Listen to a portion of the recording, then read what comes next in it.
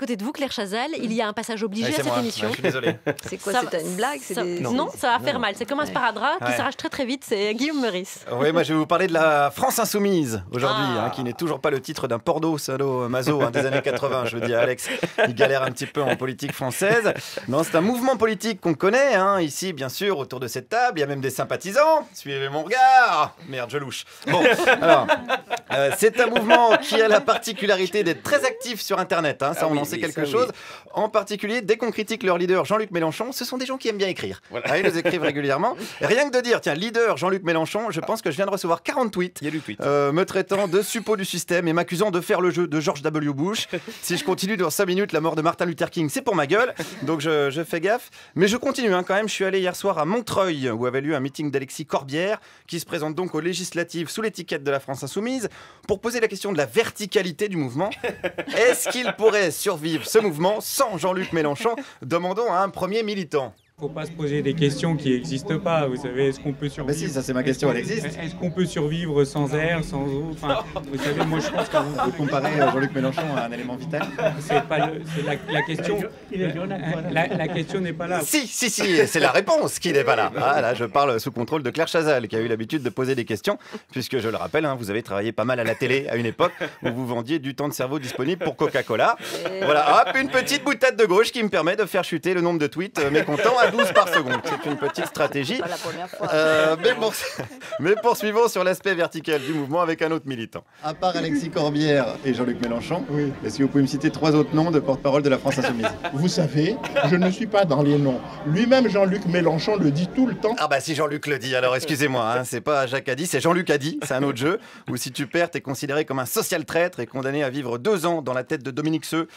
C'est dur, mais est-ce qu'il a quand même des défauts, ce Jean-Luc? Comme on dit, vous connaissez la phrase, il a certainement les défauts de ses qualités. Alors c'est-à-dire? C'est-à-dire que si par exemple il est pour la justice, alors il est contre l'injustice. Mais comme il faut de tout pour faire un monde. Ça, on dirait un petit peu du Pascal Obispo. Ah, peut-être. Ah merde, excusez-moi, je viens de comparer Jean-Luc Mélenchon à Pascal Obispo. Attendez avant de tweeter. Je le referai plus, je le jure sur la barbe de Karl Marx. Pardon. En même temps, la barbe de Karl Marx, il est à noter quand même que la France Insoumise et les communistes n'ont pas été foutus de trouver un accord pour les législatives. Ils militent pour la protection animale, mais au championnat du monde d'enculage de mouches, ils sont toujours premiers. N'est-ce pas, monsieur? Les communistes et le capitalisme pervers, c'est du pareil au même. C'est 2 frères siamois. Ah, vous êtes sûr à ce point-là? Mais bien ça, bien entendu. Ah oui, c'est pour ça que vous êtes fâché avec les communistes, alors? Mais je ne suis pas fâché avec les communistes. Vous venez de les traiter de capitalistes pervers? Oui, je suis fâché avec l'ensemble de la classe politique. Ah non, attention, l'ensemble de la classe politique, sauf Jean-Luc. Attention, sinon on va encore me dire que cette chronique est un cadeau d'adieu à Patrick Cohen. Non.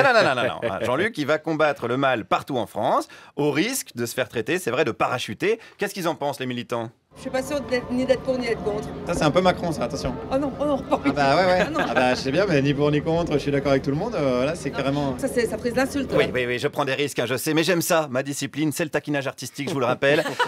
Alors, j'ai été demandé à un candidat directement, un candidat France Insoumise. Il s'appelle Maxence Albespy, et il se présente en Seine-Saint-Denis. Lui, il n'est pas parachuté, mais est-ce que ça le gêne pas, ce genre de pratique? Moi, personnellement, j'y prête pas d'importance tant que le député fait son boulot derrière. Si par exemple Mélenchon était arrivé dans votre circo en disant tu te pousses, c'est moi. Personnellement, j'aurais compris, parce que il a beaucoup plus de notoriété. C'est vrai? Ah ouais? Ah, mais dis donc, elle est vachement soumise, la France Insoumise, finalement. Alors, leur argument, c'est de dire que c'est un mandat national, député, ça c'est vrai. Mais pour des gens qui veulent faire de la politique autrement, ça ressemble quand même vachement à celle qu'on connaît déjà de politique. Alors, pour finir, je suis allé voir directement Alexis Corbière. Bon, alors, vous n'êtes pas parachuté? Mais ça veut rien dire. C'est vrai que ça allait vous énerver, c'est pour ça. Oh, non. Non, parce que moi, j'ai vécu longtemps à Montreuil et je m'amuse à dire j'ai habité plus longtemps que le maire actuel ou le député actuel. Et j'en fais pas argument, franchement. Mais non, parce que sinon, Jean-Luc, il aurait bien l'air court à côté. Et c'est dommage, je rappelle qu'on cherche pas des vedettes, mais des représentants venus de partout en France. Et je vous rappelle au passage également les paroles du chant des Insoumis de tout temps, l'International, qui disent ceci: il n'est pas de sauveur suprême, ni Dieu, ni César, ni tribun. Merci Guillaume Meurice, et on salue la Fédération française de parachutisme qui a énormément de travail en ce moment et qui enregistre beaucoup de nouvelles inscriptions. Et Twitter, bien évidemment, par la même occasion. Merci Guillaume.